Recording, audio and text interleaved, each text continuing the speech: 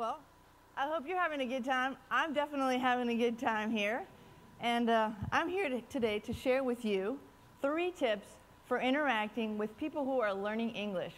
Now, these 3 tips you could use in a social setting, you could use them at work, or you could use them at school.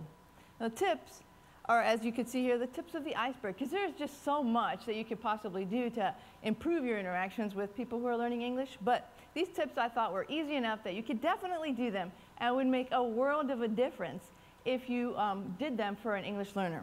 So, are you ready? All right. First tip, idioms. Idioms are sayings that when you literally translate them, don't really mean what they say. So, for example, saved by the bell.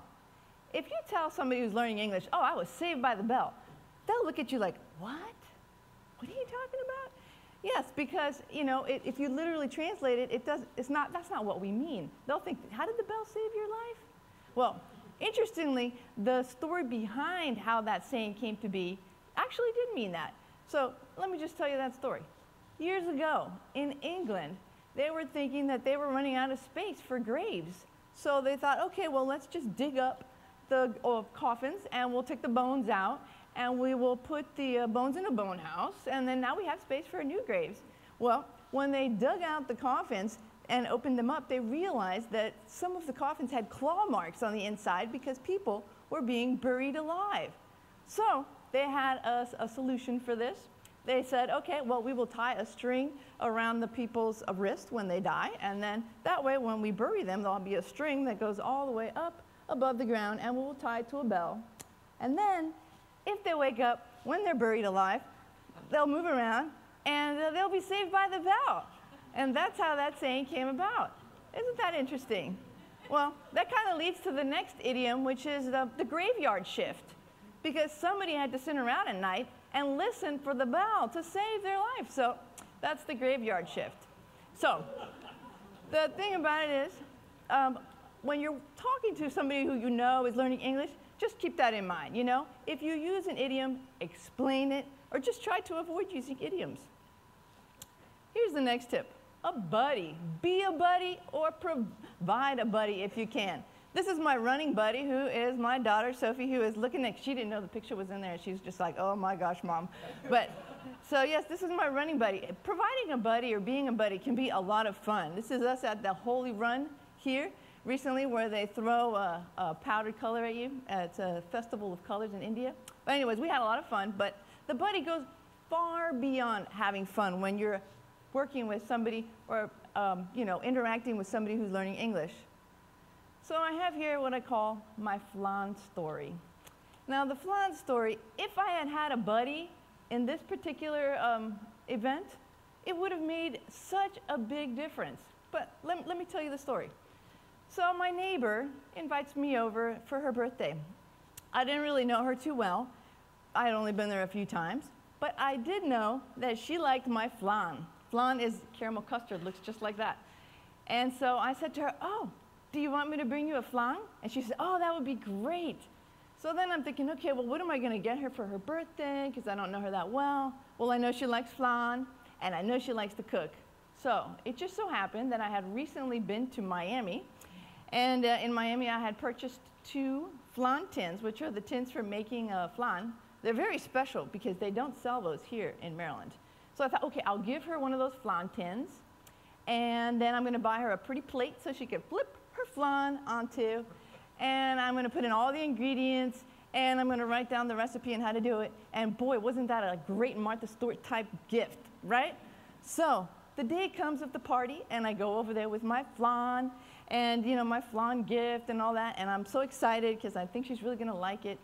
And the first thing she says to me is, hey, Gilda, everybody here speaks blank language. And I said, oh, okay. And she says, yes, so make sure you greet everybody by saying blankety blank. That's how you say hello. And I said, oh, okay, sure. So I meet the first lady, and I said, oh, blankety blank. And she says, blankety blank. And then she proceeds to talk to me in blank language. And I said, oh, no, I don't speak blank language. I don't. And she looks at me, and she goes, and she walks away. And I was just like, are you kidding me? So I thought, well, Okay, next. And then I said to the next lady, blankety blink. And she says blankety blink. And then she starts talking to me in blank language. And when I say, oh, no, no, no, I don't speak that language. And she turns around and walks away. So I did this maybe one more time. And then I was just like, forget it. I'm just going to eat some food. The food looked really good. So I thought, okay, I will eat some food, and then I'm going to go back home because, you know, I'm not going to be here. So as I'm eating my food, the birthday lady says, oh, everybody come over here. I'm going to open my gifts. And I thought, oh, yay, how exciting. You know, she's going to see my gift. So what happens? So she opens the first gift. And the first gift is a purse. Oh, so, okay. Next gift. Another purse. Next gift, guess what? Another purse. Okay, so now I'm starting to get a little nervous because, you know, I didn't get a purse, right? And then now she goes and grabs my gift bag, and I was sweating, I kid you not, because I was just so worried. So the first thing she pulls out are the eggs, and everybody busted out laughing. And then I guess they must have said, who gave you that? And she points, and everybody looks, and they laugh even harder.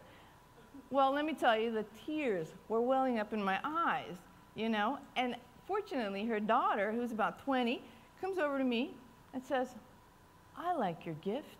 And when I move out, if she doesn't like it, I'm taking it. And so I said, oh, thank you. Well, needless to say, I never went back to her house. Thank goodness she moved. Careful what you wish for, though. My new neighbor yells a lot at her husband, so that's kind of annoying. But here's the thing. Had she provided me with a buddy, I know she couldn't be my buddy that day because she was the host of the party. But had she put me together with one person, one of her nice friends, and they could have helped me out. They could have explained the situation with the purses. They could have pointed out the different foods. I mean, it just would have made the situation so much more pleasant. I might have actually returned to her house another time in the future, you know? So with the English learners, I tell people all the time, if you're, let's say you're a teacher and you're working in a school, you could pair up a student. Even if nobody speaks that language, it's okay, because they can follow along and see the routines. If you're in a social setting, as you could see with my story, you could definitely be the buddy. Or if you're in work, same thing. They could follow you along and they could learn the daily routines. They'll feel like they belong. So it's a really good idea to provide a buddy or be the buddy. And the last thing, if nothing else, try to pronounce their name correctly. Let me tell you, when I moved here from Miami many years ago, my name being Martinez Alba, and the first time I heard some people call me Martinez, I was just kind of, what? Martinez is like Smith. It is so common. Every other person, you probably know Martinez is like Smith. It's so common, right? But it's happened now occasionally over the years, again and again. People call me Martinez. It doesn't bother me anymore. But at first, it was kind of shocking, I have to tell you. I mean, it's kind of like if your name is Jeff and you move to another country and people start calling you Jeef. And you'll be like, what? What?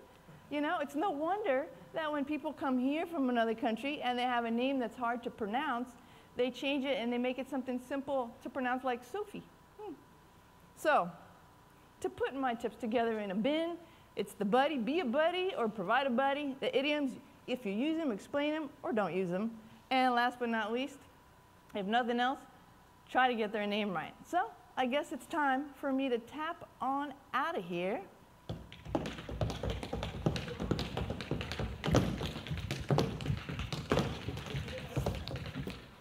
Or shall I say it's time for me to go? Thank you.